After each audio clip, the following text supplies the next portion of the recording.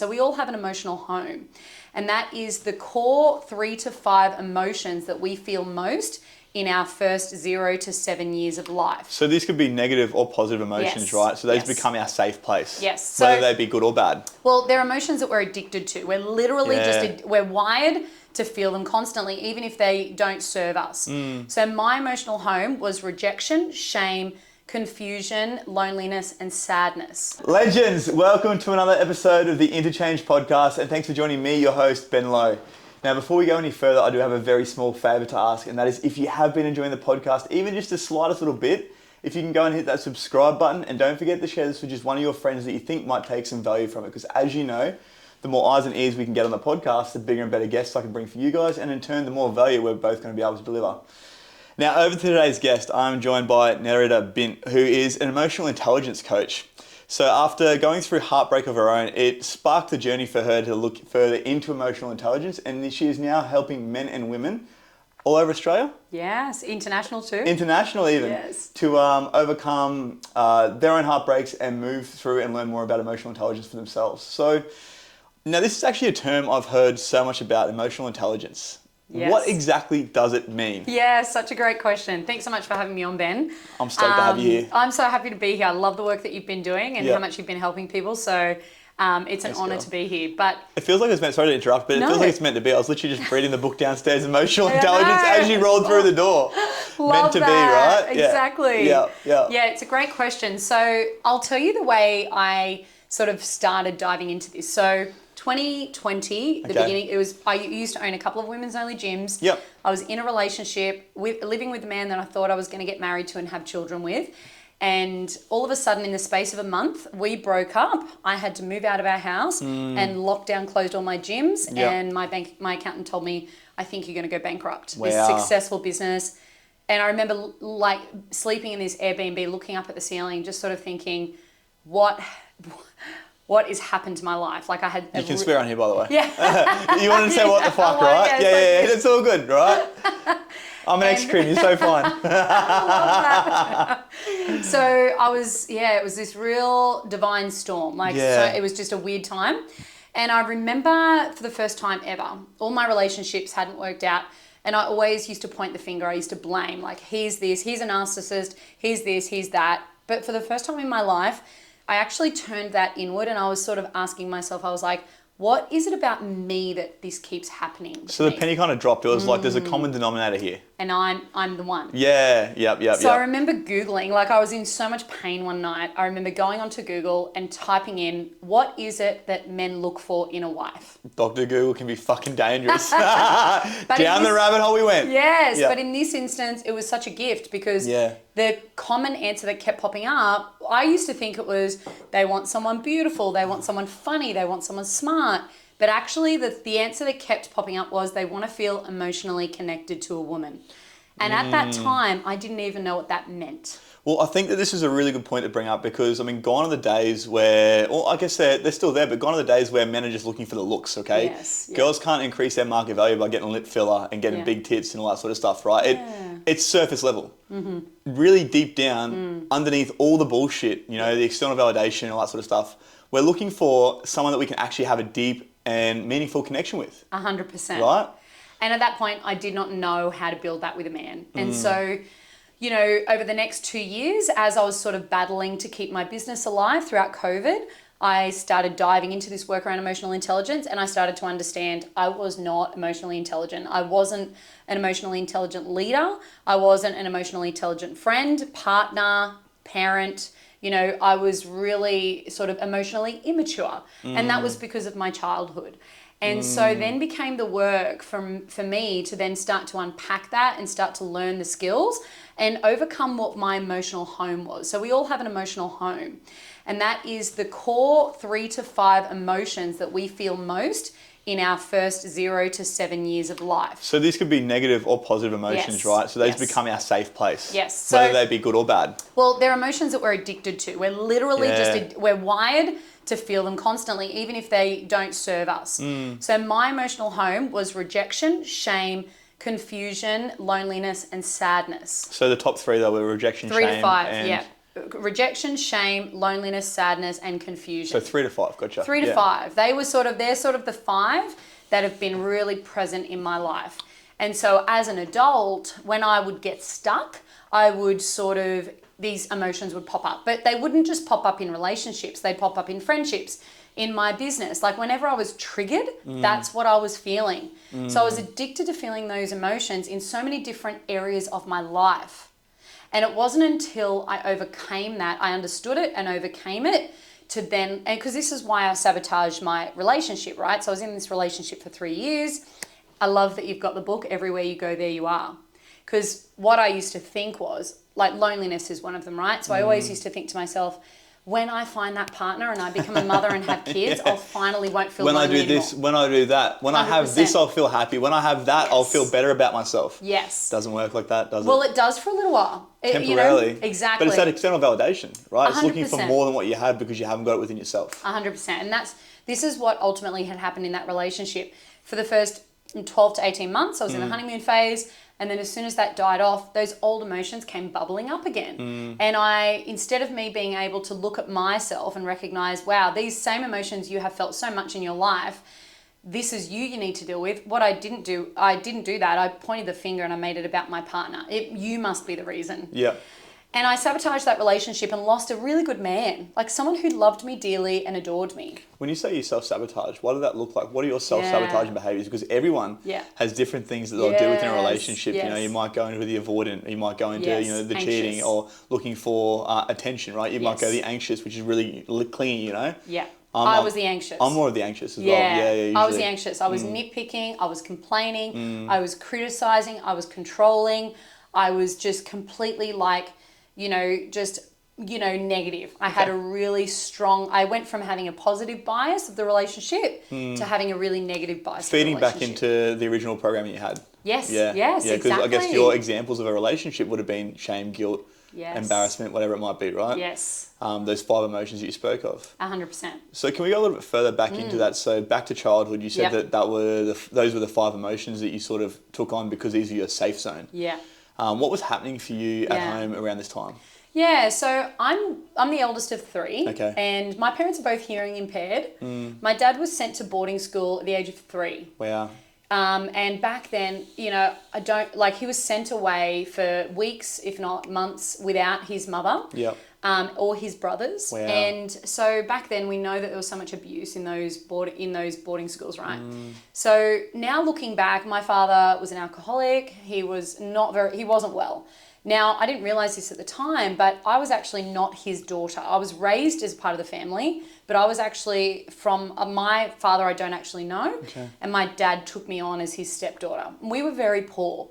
And now looking back, I think my father held a lot of resentment towards me because he had to raise me and we were very poor and yet I wasn't his. And you weren't technically his. Yes. So a lot of that, a lot of the sort of behaviour manifested in him telling me I was the black sheep, that I wasn't worthy. He used to ostracize me from the family quite a bit. If we would be sitting around watching a movie, he would just look at me very subtly and order me to my room. Wow. He didn't like me playing with my brother and sister. And it just manifested. He really gave me the feeling that I was quite bad, like I was a bad, naughty child. Like I felt a lot of shame about it. And he would look at me with disgust often. Yeah. So it's really funny. One of the reasons why I've excelled in business is I'm not fearful of criticism. I'm not fearful of, you could go onto my page and you could criticize my work. You could do all that. It wouldn't really bother me that much. But you look at me with disgust or you pretend not to know me. And that is like a dagger to my heart. Trigger, right? Because it reminds me of the pain that I used to experience from him. Yeah. So it makes so much sense. So then I spent sort of 20 years very, very depressed and suicidal thoughts constantly. And I went to so many psychiatrists, psychologists, life coaches, therapists, counselors, trying to figure this out.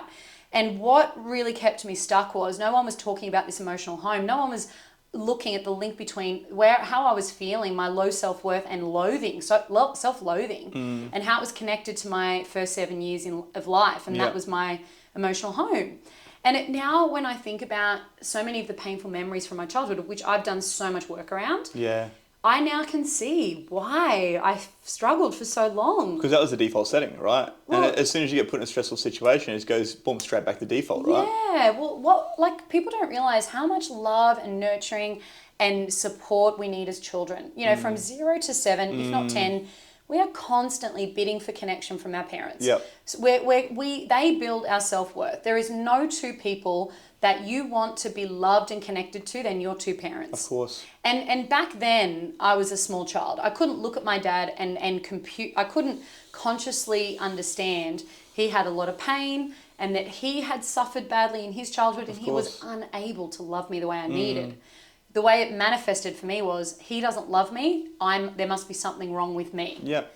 And I think this is one of the biggest things I want to get out there to people, that if your parents are unable to love you the way that you needed, it actually is nothing to do with you. We are all worthy of love. We're all worthy of space on this planet. 100%. We're all worthy of all that just because we breathe and we live and we exist. But the work is you have to become the parent for yourself that you maybe didn't get when you were a child. So this is, I guess, what we talk about as a self-parenting model, right? Yes, I'm a big fan of reparenting. Yeah, cool. What was your journey like with reparenting yourself? And I mean, can we let people know, I guess, a couple of the things that you use to help yourself get from point A, damaged child showing up in a relationships as probably 3 to 7-year-old self, to now being this beautiful person who can actually have that emotional intelligence and show up as a human you want to be? Yes, that's such a great question. So for me, it took me a long time. Like, I would say that I've only really been on this path, like this sort of real deep work, for the last 5 years. And for me, reparenting looks like every time, you know the feeling, it's the same feeling that comes up in your body, right? Yeah. So for me, it's shame. It comes up like a red, it's like hot and it's flaming and it's red and it goes through the face and I feel it in my chest. So it took me a long time to understand that's what I was feeling. Brene Brown's work really helped me in that way. I finally saw a therapist who referred me to Brene Brown's video, a TED Talk, Vulnerability and Shame, and that changed my life. Beautiful speech. I've listened to it maybe 1,000 times. I love her work. I'm a huge fan. Yeah. And I started to then realize, okay, this is an emotion. It's not me. Yeah. So it's a feeling. Yeah, it's not me. And so what I always do is when I have that same familiar experience pop up and I feel that in my body, which the first step was practicing just being present to the feeling in the body. I remember going to allowing yourself to feel it, right? Yes. Yeah. I remember going to a somatic therapist just after my breakup, and I should go back and apologize because now I kind of get it. But I remember she kept asking me, how does that feel? Where do you feel it in your body? And I was so angry at her. I did not. You're about to feel it in your body, motherfucker. I just did not understand what she was trying to do because I was so disconnected from my body. It was like I was all in my head. And now I get it, right? So now it's about, the first step is learn to feel what you can feel in your body. Like go into your body and feel what is it? Is it hot? Is it, is it daggery? Is it clammy? Is it cold? Like, where do you feel it? So put words to it, actually quantify or make it tangible within yourself. Yeah, okay. So whatever the feeling is. Yeah, and you will find you felt it a lot. Yeah. But what you just haven't practiced doing is pausing and letting yourself be with it. And actually sit with letting yourself actually feel it and create safety in your body. Like, it's okay for me to feel this. This is okay. I'm going to focus on breathing and I'm just going to practice the pause as I be with myself and let this emotion be here. Because if you actually let an emotion flow through you, it'll come in and out in 90 seconds. Okay. So an emotion is energy in motion. It actually wants to leave your body, but our inability to sit with it means that we actually suppress it. And you're keeping it stuck. Yes, because what you resist persists. Yeah. So one of the things I get my clients to do constantly is sit with it, and let yourself release it however feels natural. So for me, it tends to be tears. Like crying is usually the way that I process. Yeah. Sometimes I have anger and I jump and shake and scream, or I punch a pillow. Yeah, I scream into a pillow sometimes. Sometimes I go for a run. Yep. Sometimes I jump in the ocean. Sometimes, like, it's different, but it's about moving that energy through the body. And then I do a beautiful exercise where I imagine myself, and this brings me tears so many times. Because I'm a 41-year-old woman, I would say today I'm a peaceful, content, happy person. I'm successful. I've achieved a lot in my life. So for me, what I do is I imagine myself, there's a memory that I've had to reparent myself a lot through. Yeah, so I like remember, almost like a bit of timeline therapy going back yes, to, yeah. Yes, there's a time where I was maybe 7, Yeah. and I just moved to this new neighborhood, and I had become friends with some of the neighbors, and I lived in housing commission, right? So Yep. very, rough area. And I remember them asking me to go and play. So I was allowed to go and play with them one afternoon. And we went down to this big sort of creek and bush, and they kind of just disappeared and purposefully left me, like to play a prank on me, right? Yeah. But it was getting close to dark, and I did not know the area. So I was 7 years old, and I remember being terrified. Like, I had no idea where I was. And now looking back, I was maybe a kilometre away from where I lived. So it took me hours to get home, hours. So I get home and I knock, like I'm at the front door trying to get in, the door's locked. And I come in the front door, and my dad, obviously he would have been scared, right? I now know that, but I was scared too. And I was in tears, and instead of me being picked up and brought inside and held and nurtured, he was so angry with me, he made me sit out on the front step of my own house with the door shut, thinking about how bad I was for not coming home when I was told to. And I was called a liar when I told him why I was late. What happened, yeah. I was constantly called a liar in my childhood. So for me, sometimes that memory will pop up, or something will feel like that memory. I can remember feeling really scared. I can remember feeling very ashamed.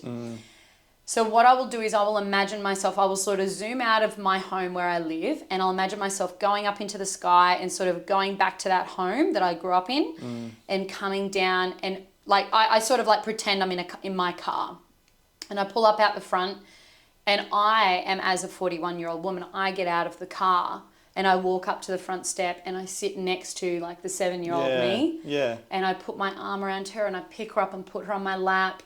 And I nurture and comfort and love her in the way that I needed a parent to do for me at that age. You show up for you the way that you needed them to show up for you at the time. Yeah. I tell her all the things, like, you must be so scared. I'm so sorry this happened to you. I'm right here. It's okay. You are safe. And I will wrap her up in my arms and then come and put her in my car, put the seatbelt on, like I imagine the whole bit. I get into the car and then I drive her to the house that I live in now. And I hold her hand and I walk her through and I tell her, like, look where you end up. Yeah. Look how it ends up for you. Yeah. And I take her around my apartment and I show her, all the accolades and all the beautiful things, and take her through, and I imagine her little face, like, just in amazement, like, oh my God, wow. And it's such a healing sort of thing to do. And I've had to do that many times with many different memories. Like, you can even hear the emotion coming up now. Like, it's, and I think part of this that has made it so powerful for me is I actually have a 7-year-old niece. Wow, yeah. And for me... we'll talk about this off air. That's obviously why you're so close to them. Yeah, yes. I understand. And so I imagine her, how scared she must... Like, if any of those things were to happen to her, like how... upsetting that would be. So it's so easy for me to connect to that 7-year-old. It's funny, so much of this healing came up for me when they were little because, and I really empathize. I think a lot of parents experience this. A lot of their own trauma is brought up when they have children. Yep. Because it's like you can't escape from it anymore. They become a mirror for you. Yeah. And I've had this happen with my son time and time again. He's become my biggest teacher. Yeah. Taught me more about myself than I could ever hope to teach him. And this is why I think that when you're conscious and aware of these things, like, kids can literally be the most beautiful thing for you, right? Yeah. It's in the book, wherever you go, there you are. Like, I know. It becomes an 18-year at least Zen yoga Yeah. retreat, because you've got to be patient, you've got to learn resilience, you've got to learn, empathy, compassion, you've got to learn all the things that you're probably missing within yourself. Because we weren't, and that's the thing, right? Like, if we weren't given empathy, it'll be hard for, like, I was not an empathetic person 6 years ago. Yep. I was not empathetic at all. But I've learnt to become empathetic because I've had to be empathetic to myself. I wasn't compassionate. I wasn't very understanding. And it's because those traits were not taught to me as a child. Yep. So I think one of the things I'm so passionate about with this work is this isn't about blaming our parents. Like, I have a good relationship with my parents now. I have forgiven them. I know my father loved me and he did the best that he could, but he was just trapped in a lot of his own pain. So I can see that, and I can also hold the opposite, that, I didn't receive a childhood that set me up to be worthy, secure, and a loving adult. But I am at a point now where I've been gifted 2 really amazing, successful, fulfilling careers. If I had not had that trauma, I would not have had those careers and that purpose in life. Exactly I see a lot of people that grow up in the world without much pain, and I almost feel sorry for them because... From adversity is where the best things in life happen, right? That's where the best success stories come from. Exactly. Right? So I can see that it's a gift now. Yeah. But it doesn't mean that there are still parts of my childhood that I grieve. You know, that I look at my niece and nephew and how much freedom and fun and love and friendship that they have. And I didn't have a lot of that. Yep. So I can still grieve that, and I can also appreciate what it's given me as an adult. Cool. So something you were saying there on the timeline therapy you did with yourself. Yeah. Was that you'd go back and you give yourself the compassion and the love and everything that you needed. Yeah. Now, I'm not too sure about your journey with that, but I know that for mine and for a lot of people I've worked with doing similar things, there's the inner critic that comes up and it's almost like that imposter syndrome, like you don't deserve that. Yeah. How would you go about overcoming that within yourself? Yes. Because I mean, I feel like it's easier if you've got someone there to guide you through that journey. Yes. But if you're trying to go about this on your own, let's just say one of my viewers is like, okay, there's some shit there I need to work through. Yeah. How would you go about, I guess, overcoming that inner critic and then, I guess, moving past that so you can give yourself the love that you need? Yeah, I love that question so much. I'm so glad you asked that. So the way I see it, we're on a spectrum, right? Yep. You've got your inner coach and you've got your inner critic. And they're so far apart. Yep. Now, you think about it, right? How old's your son? He's 7. Okay. No, 5. Wow. 5. Yeah. So when he was born, did he look for your attention and like, did he bid for your attention and love constantly? Not really. So long story short, I didn't have much to do with my son for the first 6 months. Yeah, so I wasn't a part of his life. Yeah. I've only came into his life after 6 months, but he's had that attention for his mother, obviously. Yeah. He was always looking for her. Yeah. Yeah. So children are born inherently worthy. They're always... Babies are always looking at you and wanting to touch you and wanting to smile, and then they start to run and play and they want you to play with them. They're always showing you things. Yeah. So the first thing to recognize is we're all born knowing that we're worthy of love and attention and safety when we come into this planet. And then what happens is, so we've all got that inner coach as our natural voice. Yep. Our inner critic is actually a parent's voice. Yeah, so that's an adopted... It's an adopted story, voice. adopted belief, right? It's something you've adopted to keep you safe as a child. So what kept you safe as a child will be adaptive in childhood, maladaptive in adulthood, right? So it's different for everyone. Now, for me, what my coping mechanism was to get loud and to be aggressive. That's how I stayed safe. For some people, it's stay small and invisible. For some people, it's people pleasing. For some people, it's perfectionism. For some people, it's overachieving. For some people, it's humor. Yeah. So you have to figure out what is your, adaptation.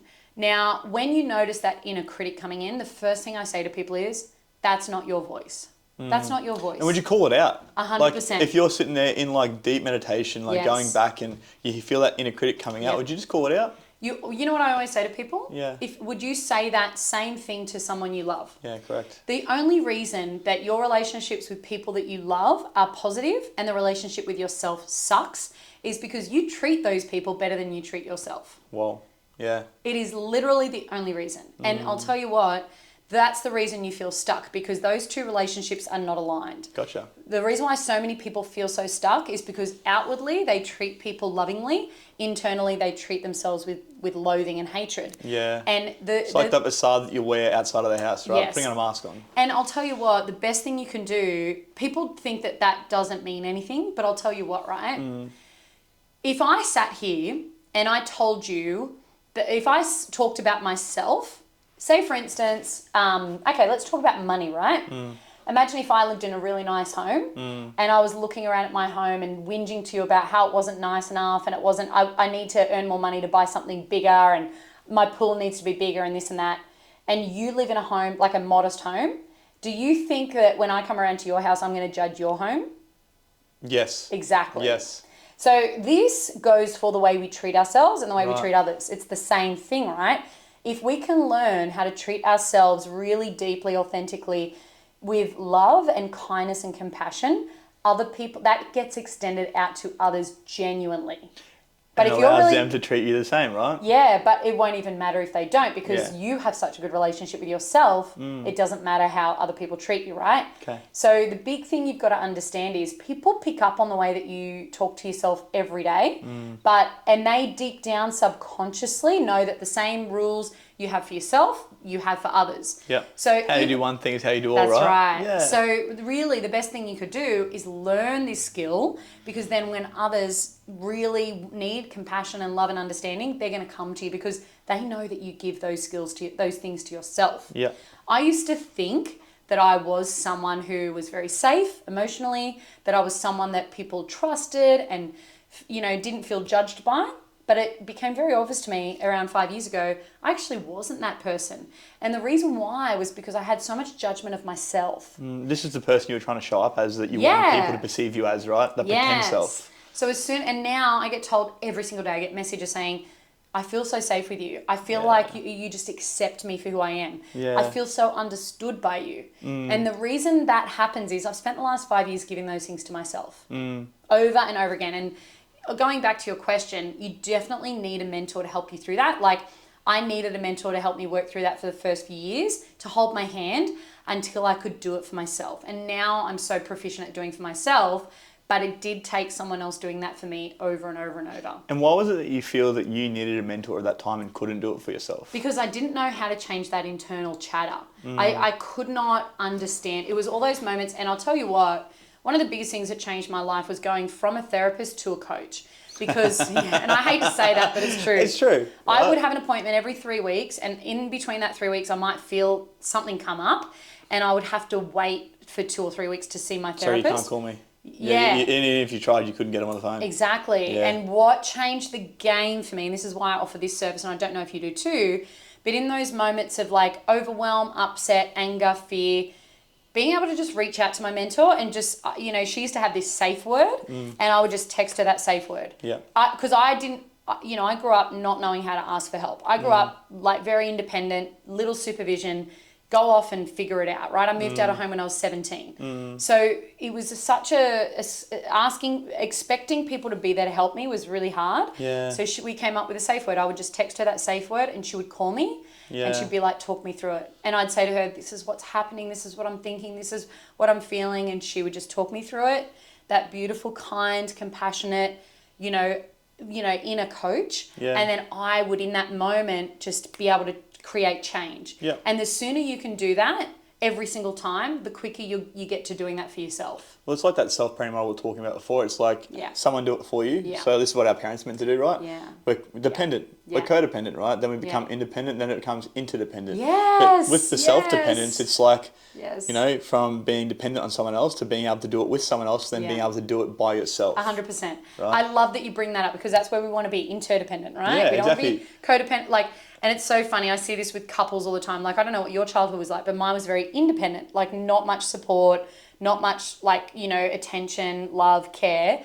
And then you get every guy I've ever attracted has always come from the complete opposite, codependent. I often find couples tend to meet the opposite, but then the challenge is finding the middle ground. The middle ground, right? It's that interdependent where you've got that support and love and safe place, but you've also got that freedom to roam and figure out life, but you know that when you fail, when things go wrong, you can come back and you're supported. Yeah. So building that for yourself is really important as an adult. But that's sort of like, that for me was such a huge changing point. Yeah, I think that the interdependence side of thing is something that people don't really understand, because everyone's, especially like you got this dynamic now between men and women, right? Yes. The masculinity, the femininity, Yeah. toxic masculine, toxic feminine, whatever it is. And it's like, I want to be an independent man. I don't need a woman. I want to be an independent woman. I don't need a man.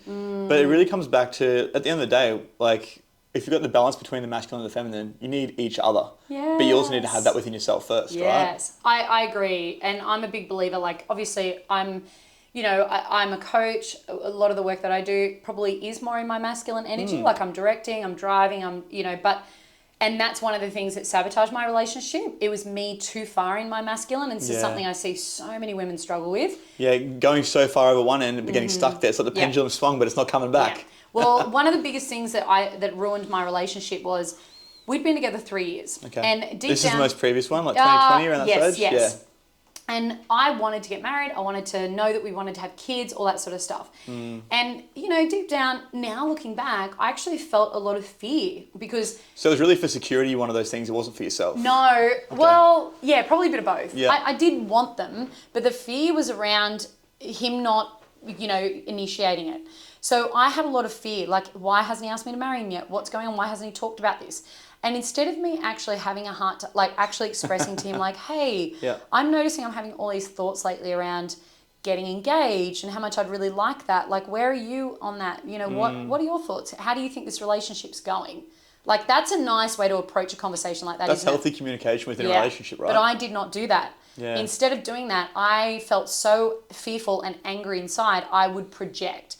And I would nitpick, nag, and I would holding on and then pushing back, right? Yeah. And I would have these subtle, sly comments. And that's what I see a lot of women doing. A lot of women, you know, communicating in a really passive, aggressive way. Yeah. When actually that's a way of you holding, like, protecting yourself from fear. But what that actually did was it created the very result that I didn't want. It meant that he wanted to end the relationship because I, you know, wasn't a safe, loving human to be around, right? Yeah. So this is why this feminine approach is so important, because what that teaches you to do is to be able to step out of your masculine when you are, you know, at work, when you're in that workplace environment and you're achieving and you know, hitting those goals, and you're stepping into your feminine in your relationship and you're actually expressing your vulnerable heart. Because what happens, right? What's emotional connection? It's heart. Yeah, heart So to in heart. order for you to feel like to fall in love with your partner, you are in your heart space. So that means she is too. She's connecting to you through your heart. Now, the minute she goes into her head and she starts criticizing, controlling, you know, complaining, what do you have to do? You have to go into your head too to defend and to manage and to mitigate. But what that means is you have to disconnect from your heart. So that means you literally have to emotionally disconnect from her in order to self-persevere. Yeah. So a lot of women don't realize the men in their lives are not loving them the way that you want them to, because you don't know the skills how to communicate from a feminine place. Okay, so talking about the skills that would, I guess, take to communicate from a feminine place, what would that look like? Because I know that for a feminine to step truly into her feminine, she has to feel safe. Yes. She has to have that masculine there to nurture her and actually allow her to step into that power. I disagree. Okay. I hear a lot of women saying, I will go into my feminine when I have a strong masculine man. No, but to feel safe, to be able to do so, right? To be vulnerable in that space, because... Well, I am a big believer of self-sovereignty, right? So I'm a big believer in you are who you are, no matter what anyone else is doing around you. So if you're truly a feminine being and you are with a man who you can see is not showing up in the way that you might want a partner to, you might have a couple of conversations and express what you need and what you desire. And if he's unable or unwilling, you will end the relationship because your self-worth is so high, right? And you won't need to blame or project or call him narcissist or gaslighting or all men are the same. He's not in his masculine. You'll just actually recognize from a very compassionate place, we just aren't a good fit. And these are the things that I really need, and this is what I'm going to go out and look for. But that's not what happens, right? A lot of women stay in it and try to control or change the man in a really unhealthy way. So... And if you're in a relationship, like what a lot of people don't accept is you have to take responsibility for the person you're with. Yeah. And I think what happens is a lot of people are with someone for a couple of years, maybe longer, and then all of a sudden they start learning about this work, and they might have kids, they might be married, it might not just be so easy to end the relationship. So I totally honor that. But what you have to do is you have to take responsibility for the fact that you met this person as they were and you accepted it over and over and over again. And for some reason, you liked it. I've got clients who are coming to me now. I've got this one client who is in her masculine in a big way. She is a top CEO. Her partner makes money, but not a lot of money. But she does she drives the relationship. She pays the bills. She books the holidays. She does everything, and she raises the 2 kids. Yeah. And she's so just so stressed and so overwhelmed and so, not happy. Now, well, she's not able to step into her pure essence, right? She's not able to step into her feminine because of everything going on in her life. But what she also hasn't when I actually said this to her, it was like a smack in the face. I said, honey, there is a reason why, like, you have to think about your first 6 months, 12 months getting to know that person. For some reason, that felt good to you, to accept him as he was. He's never changed. Yeah. He's always been this way. Yeah. He's always let you be the driver of the relationship, and that was okay for you back then. So you have to take some responsibility too. Of course. What is it about me that allowed me to want to be with someone who now I'm objecting to? Yeah. So the first step is to recognize what is, like, and I think a lot of women deep down are so afraid of being their feminine. They actually like being in control. They like being that person. Well, it's a protective mechanism, right? Yes, 100%. Because once again, they don't feel safe, right? 100%, 100%. And safety, like it is vulnerable to express an emotion and how you feel. And because what you're really doing is you're taking a little bit of your heart and giving it to someone. And you're saying, please don't drop it. Even in fear of judgment, even in fear of that it might not be received the way you want it to be. And that's 100%. A fucking powerful thing. It is. It's a beautiful thing, but it's also such a scary thing, right? It's so scary. It's so scary. And that's why so many people never do it. It's fear of intimacy. Yeah. Most people will struggle with a fear of intimacy at some point. And that's, like, this is the biggest thing I wish people understood. Relationships don't break down because of the thing that you think you're arguing about. It's never about the thing. It's not about the fact that he doesn't want kids. It's not about the fact that he hasn't proposed. It's not about the fact, like, whatever the reasons are that you think it is, it's not really about that. It's about both of you have a certain tolerance for your fear of intimacy. And when you hit that tolerance, you start bidding in a really unhelpful sabotage way. Yeah, it's like that tit for tat, right? Yes. I hit, you hit. Yes. Like little rumble robots, right? There's ARE. Okay. So it's emotionally focused therapy. So A is like, are you going to be there for me? Yeah. Right? R is respond. Will you respond to my needs? Yeah. And E is, will you show empathy for what for how I feel? Do you care about how I feel? Yeah. Now, what we're always looking for from our partner is those three things constantly. Yeah. And if we don't know how to express that when we're scared, or when you say we, is this us as women or both, us as both? Both men and women. Yeah. This is just human beings. Yeah. And when we start to feel threatened, most of us, I would argue, try to go about trying to get that need met, but in a really unresourceful way, right? We don't express like, hey, I'm really scared, or hey, like, this doesn't feel good for me. This is why. What we do is we argue about the surface level sort of stuff, but really underneath it, there's something deeper that you just don't know how to express. So it's almost like coming back to get your needs met, getting your attention in one way or another. Yeah. Well, it's one thing I see most is people either struggle with not feeling understood. Yeah. Like, why doesn't that person just know how to, like, why don't they know that bothers me so much? Or, he mustn't love me because he didn't do the dishes, or he doesn't take the bins out, so he must not care about me. He's disrespectful. Yeah. Some, it's unworthy, so they feel really unworthy, like, so they're constantly like looking for reasons as to why this person's going to leave them, or even unworthiness can even manifest in the opposite, right? So say, for instance, you meet, a beautiful woman and she just adores you and loves you. Yeah, all of a sudden you get your needs met elsewhere. Well, no, what happens is you don't look at her and think, wow, I've got some unworthiness issues and this feels really weird for her to be showing me all this love and attention that I don't feel worthy of.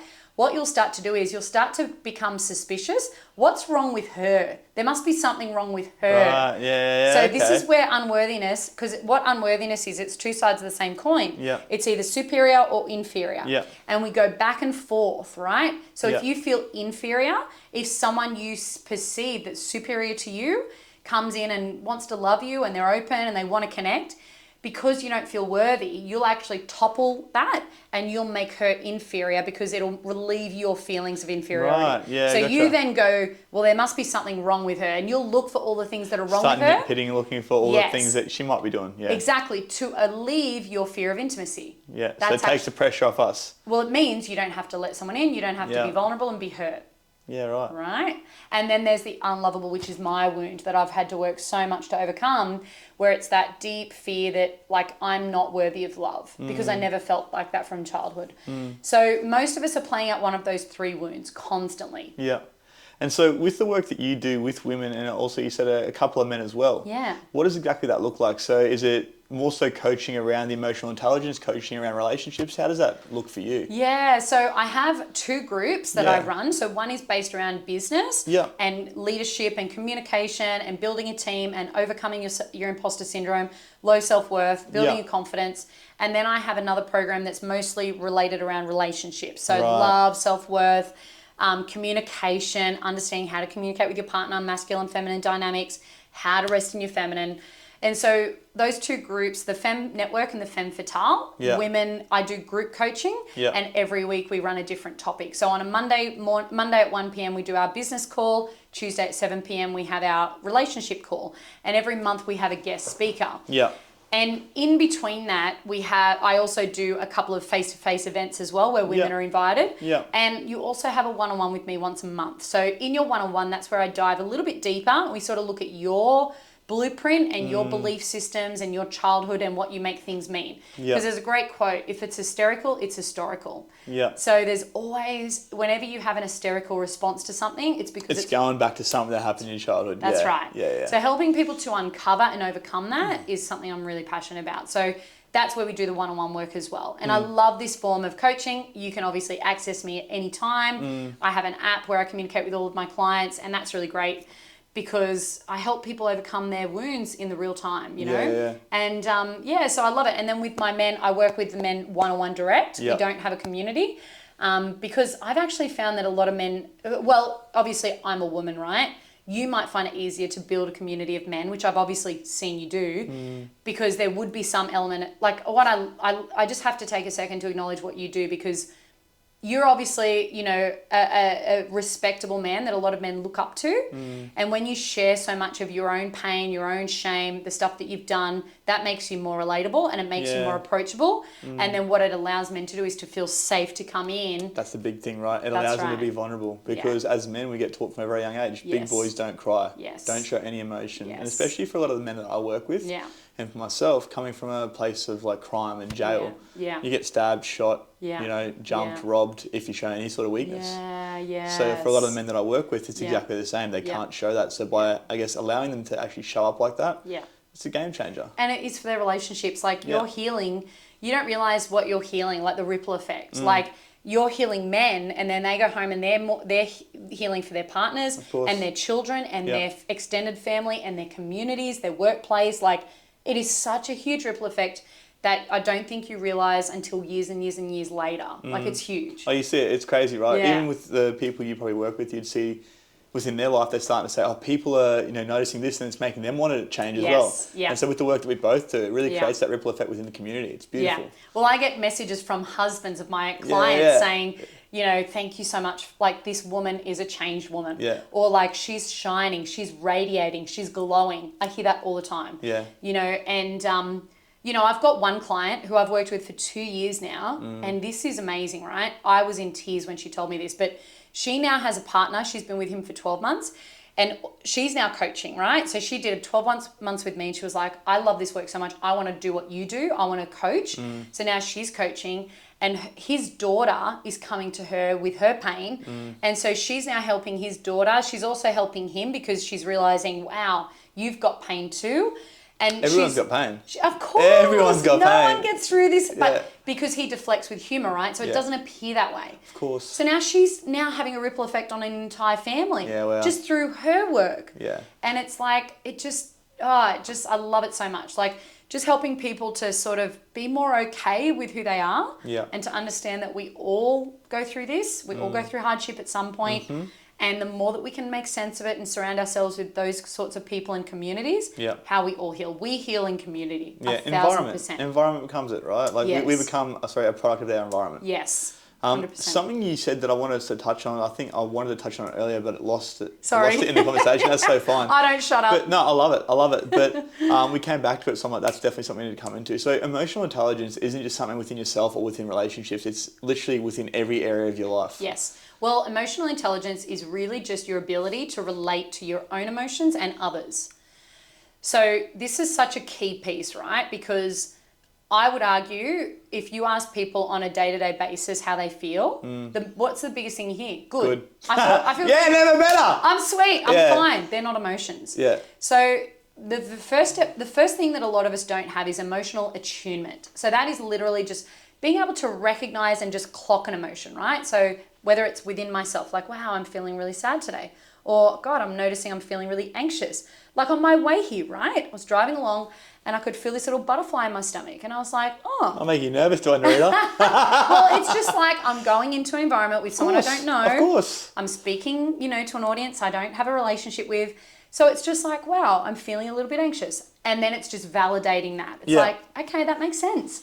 When I think about how much I love this work and how much I want to have an impact, it makes so much sense that when I get an opportunity, I might feel a bit anxious. Yeah. So then I'm just talking to myself and soothing. Talking yourself through it. And emotionally regulating, right? Yeah. So that's the next step. And then what I'm doing is I'm creating safety in my body for the emotion to be there. So all of a sudden now I've got emotional connection. Yeah.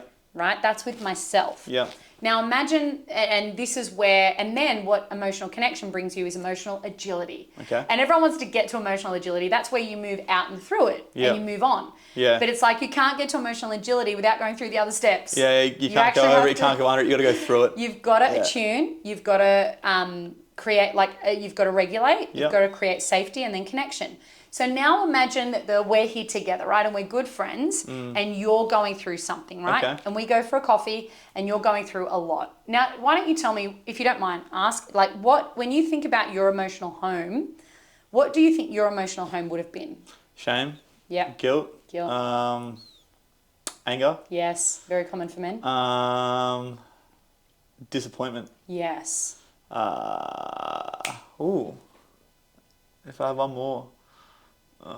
Doesn't have to be 5. Probably those 4. 4, yeah. Great. Thank you so much for sharing that.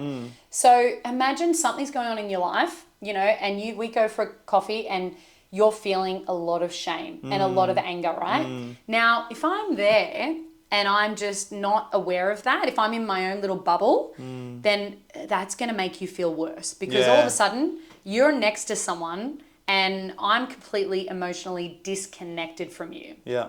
Now, if I can turn towards you and sort of recognize and attune and be like, hey, are you okay? You seem a bit off. Now, what you're probably going to, what most people do is, you're probably different because you're a bit more aware, but most people are going to be like, I'm fine, and brush over it. Yep, I'm fine, just sweep it on the rug, push it away, don't want to deal with it. Don't want to deal with it. Uncomfortable. But imagine if I could be that safe space and then I could reflect back to you like, wow, you seem a bit angry or agitated today. Like, is there something you want to talk about? All of a sudden, because I've been able to attune to you and you're sort of like, yeah, that's exactly how I feel. You've called it out, you're onto me.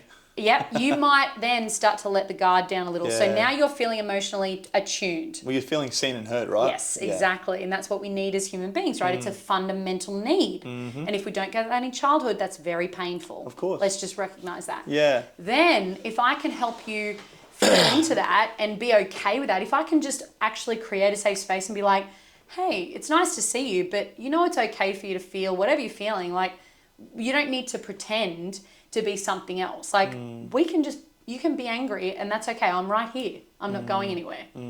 All of a sudden you're able to regulate and you're able to sort of be like, okay, I'm not going to lose love or respect or attention or connection because I'm angry right now. This is the biggest thing men are taught.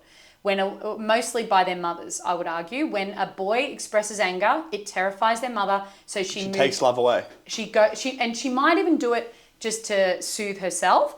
But because she moves into another room or she tells him to go to his room or she projects back to him like, calm down or whatever that is, all of a sudden you start to register, oh, this emotion's bad. I need to stop this. I need to suppress this because if I don't, love's taken away. I feel attacked. Yes. Yes. I was only just working through this on the weekend. I had this moment of realization because I had such heightened emotions as a kid that I stopped feeling emotion from about the age of 7 or 10 onwards because it was bad. Okay, that's what it was seen as. It was naughty. I was a bad child, just like you said, right? Yes. And so I disassociated from emotions in general. Exactly. What you were doing was self-preservation. You were like, I need to cut off this part of myself because I need my caretaker to love me and to keep me safe course. and to want to be here for me. Yeah, feed me. I don't care about anything else. Just give me the food. Yes, exactly. So because she's intolerable to that part of you, you cut that part off. And that works for a little while until anger pops up in a relationship or anger pops up.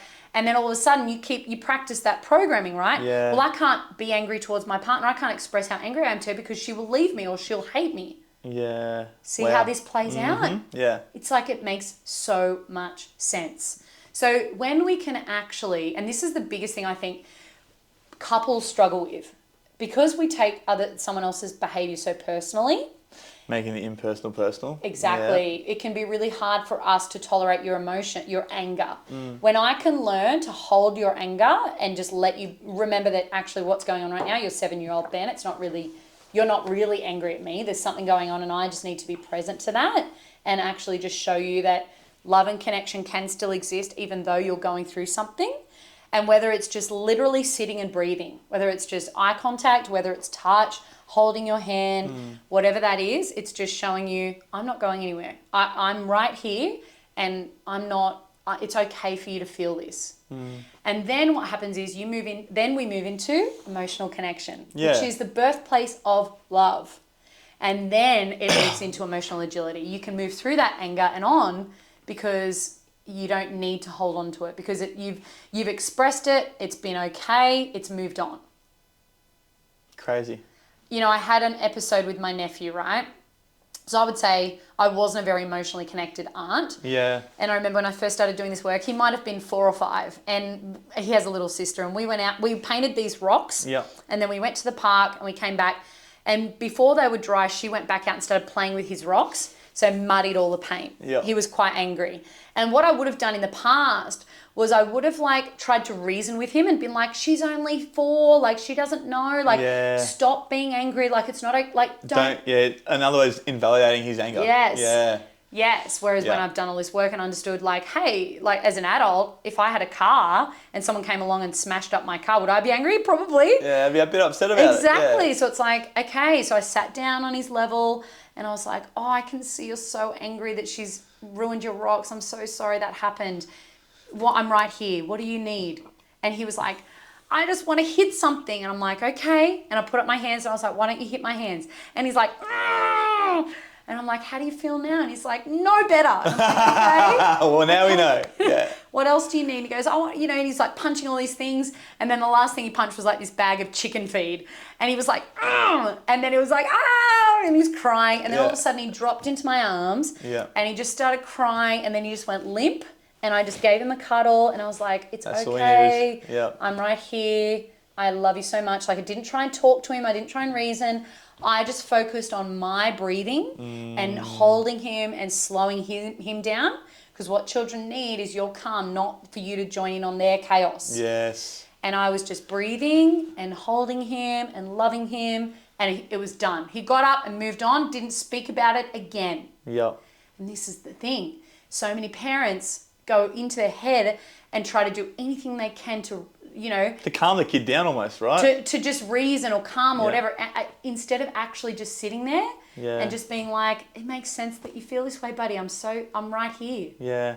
It's okay for you to feel that. It's a beautiful thing. Yeah. It's a gift. Yeah. If we spent the next generation teaching emotional intelligence, yeah, we would create peace on earth, because emotionally intelligent people, I think about how harmful I was, and I wasn't a bad person, not that there are good or bad, but I just think about who I was and who I am now. Yeah, of course. Oh, I was a dangerous person. Chalk and cheese, right? Chalk and cheese, yeah. Whereas now, don't get me wrong, I have my moments. I'm a human being. We're only human beings. Yeah, I still get triggered. I still have stuff come up, but I show up so much. I'm progressing. Every Christmas, I always say Christmas is such a great gauge of how you're progressing in your journey, because that quote they say, if you think you're enlightened, go and spend a week with your family, right? Yeah, literally. Every year I see my family at Christmas, and this Christmas I was like, I still got triggered a couple of times, but I was able to take space, I was able to regulate, I was able to take care of myself, I was able to just sort of say no if I didn't want to be a part of things. And I was driving home from Christmas and I was like, wow, that was so much better than last year. Last year was better than the year before.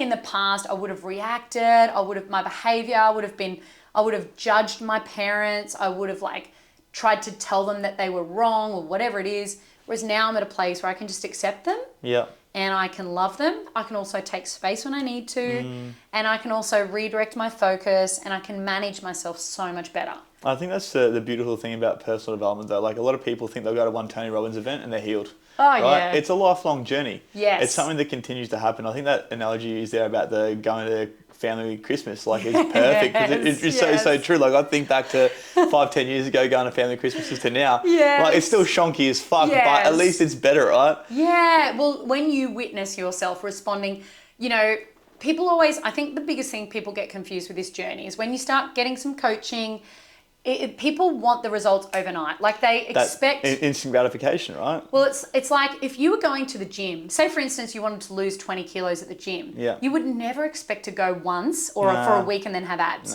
You know, it's like 3 to 6 months of cleaning up your diet, training every day, getting some more steps in. Doing the reps. Over and over and over, yeah. This is the same work, right? Practicing the pause, practicing showing up differently.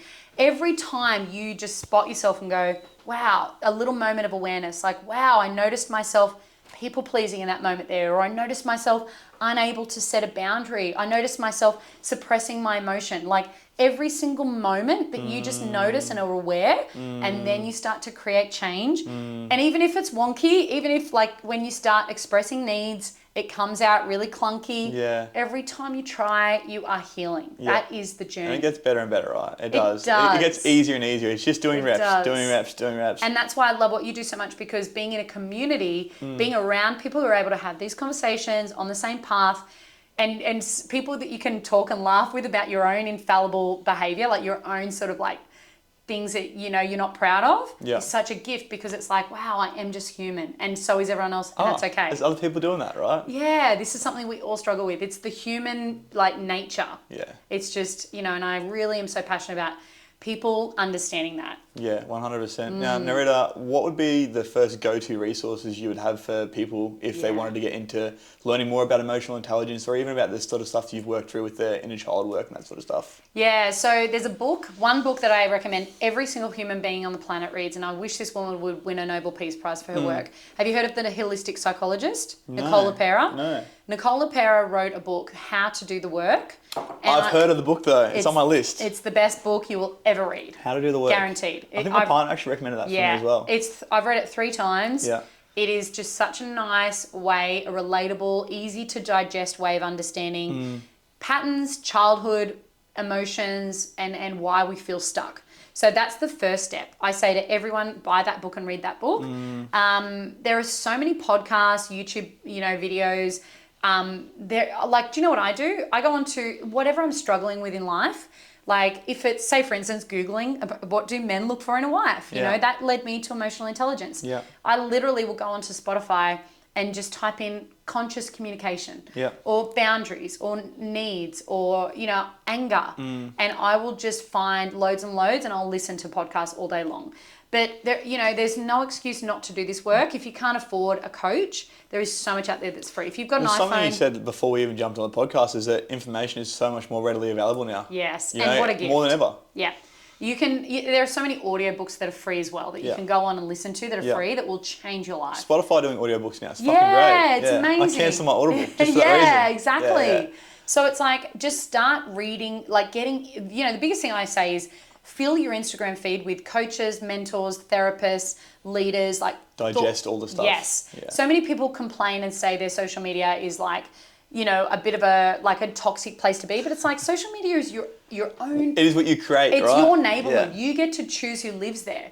So mute the people that you don't really want to see, that leave you feeling yuck. And this is, again, tune into how you feel. When you notice someone's content, afterwards, how do you feel? Do you feel inspired and excited and educated and driven? Or do you feel low and yuck and low self-worth and shameful? Start managing that bit by bit every single day.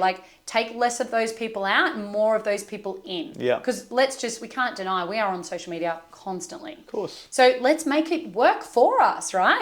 We actually have the power to turn, it's just a tool, right? Yeah. It's just a tool. It's up to us how that tool is utilized. So for me, I don't even have people on my social media that make me feel yuck. Oh, they get muted straight away. I'm unfollowing and they get muted. Like, I don't care if, like, even if I did a podcast with them and, like, they're fucking putting shit out, I'm like, not about it. You're allowed to allow what you want into your sphere. It's your ecosystem. You create it. That's right. So make sure you're filling it with people who are educating you, supporting you, helping you on your journey. So yeah, like social media, straight away, TikTok's amazing for it too. Podcasts on Audible and on Spotify and audiobooks. Books, How to Do the Work is a great one. I'm just trying to think of emotionally focused therapy and like anything emotional intelligence. Yeah. Like they're now saying emotional intelligence is a more powerful skill set. It makes you more successful. You have better relationships. You have a longer lifespan and better health. It's higher than intellectual. Yeah, it's a more recognizable skill than IQ. That's right. Yeah. So to work on that is the biggest gift you could have. And then if we all do this and we teach our children, generation by generation. That's exactly right. It's up to us. We start to really change the world. Like everyone, you know, what I'm a big fan of, like people go out there and want to try and save the world and go out there, all these activists that shout about everything that's happening in the world. Most of them don't even have their own backyard sorted. You know, I coach people who shout constantly on social media, yet they're so damaging to the people that they love. They can't even manage their own anger in their own home. And it's really interesting because politically, I'm pretty controversial. And a lot of my clients, it's come up a lot recently that they really struggle with me because I'm quite progressive when it comes to my opinions and the way of thinking in terms of this work, but yet I'm also very conservative when it comes to politics. And I really challenge them because, you know, I coach them, right? And I see what they do in their families and I'm like, here you are ranting and raving about this and that and things that don't even really, you have no control over and that don't impact you really. You're speaking on behalf of people. You're not actually connected to that community. The community you are connected to is your family. Why don't you manage your anger at home before you go out there? And what politics actually is it's a fuel. It's a way for you with that emotional home that you're addicted to, right? Yeah. Anger especially.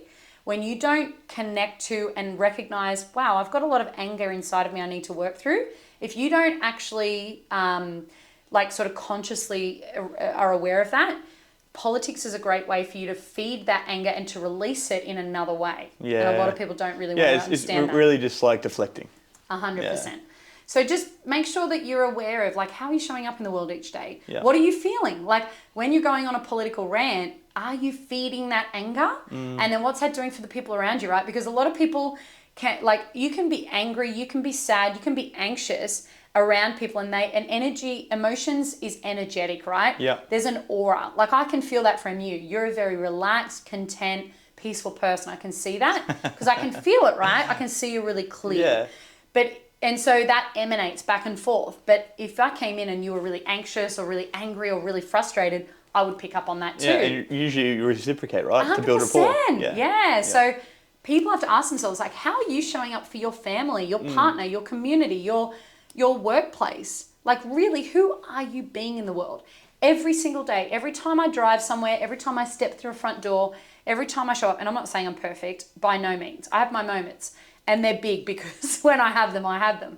But every time I show up, I always ask myself, how do I intend to show up for this person? How do I intend to, what am I trying to bring? What am I trying to give? What am I trying to like connect over? I think that's the word there, right? Intent. Yes. Being intentional about what you do. And I think a lot of people don't have that. We are so reactive rather than being proactive. And I think if we can be more proactive and more honest, and this is the part, right? It's how can you be accountable and honest with yourself without going into shame? Yeah.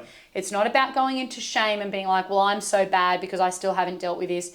Yep. It's about honoring that compassion and the accountability. Because if you have, the way I coach my clients is with those two models, right? Because if you were a client of mine and you came to me and I was constantly giving you accountability, you would often feel deflated and like, wow, I'm not actually progressing. Yeah. Like if it was so hard and challenging all the time. Whereas if I'm just compassionate constantly and like validating and just, you're never going to grow. Yeah, exactly right. You got to find that middle ground. It's the blend of the two. Yeah. So we need to learn how to be that with ourselves.